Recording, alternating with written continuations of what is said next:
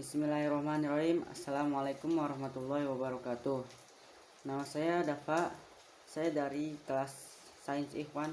Dan hari ini saya akan membahas tentang Indonesia dari masa kemerdekaan hingga masa reformasi. Yang pertama adalah masa kemerdekaan 1925 sampai 1950.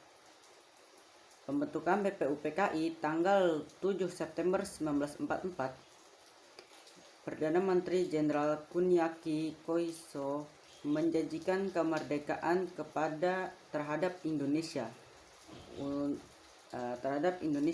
yang dikemukakan di depan Parlemen Jepang dengan tujuan menarik simpati Indonesia.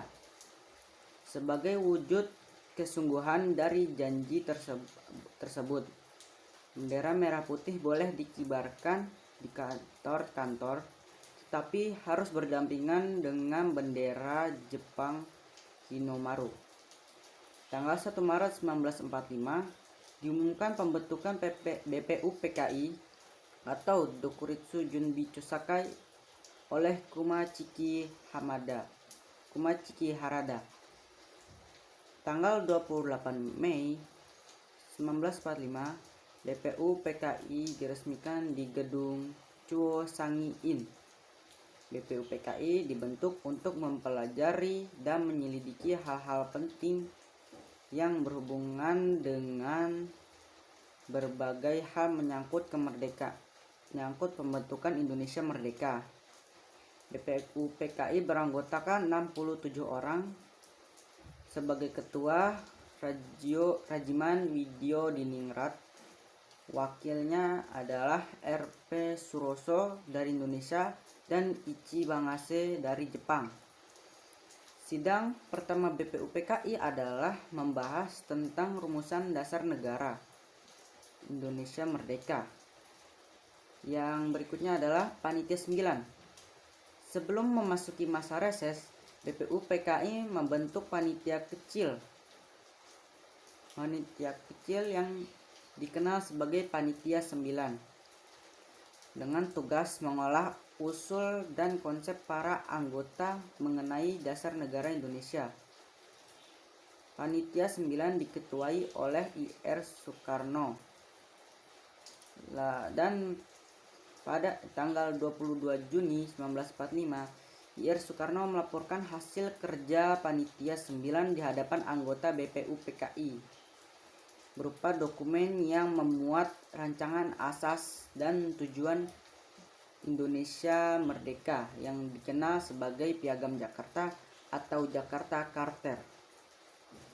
Isi Piagam Jakarta adalah 1. Ketuhanan dengan kewajiban menjalankan syariat Islam bagi pemeluk-pemeluknya. 2. Kemanusiaan yang adil dan beradab. 3. Persatuan Indonesia. 4. Kerakyatan yang dipimpin oleh hikmat kebijaksanaan dalam permusyawaratan perwakilan. 5. Keadilan sosial bagi seluruh rakyat Indonesia. Yang berikutnya adalah Panitia Perancang UUD. Sidang kedua BPUPKI membahas tentang UUD. Untuk itu, BPUPKI membentuk panitia kecil yang beranggotakan 19 orang yang bernama Panitia Perancang UUD yang diketuai oleh I.R. Soekarno. Panitia ini bersepakat menyetujui isi Piagam Jakarta sebagai inti pembukaan UUD.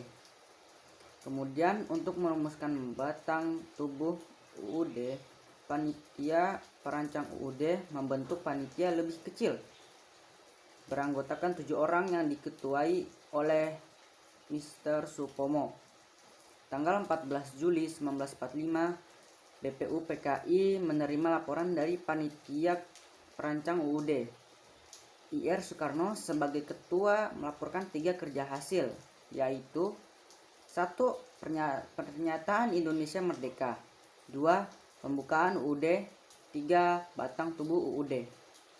Beberapa pokok penting dalam batang tubuh UUD antara lain adalah wilayah negara, bentuk negara kesatuan, pemerintahan republik, bendera nasional, sang merah putih, dan bahasa nasional bahasa Indonesia. Cukup sekian dari saya. Wassalamualaikum warahmatullahi wabarakatuh.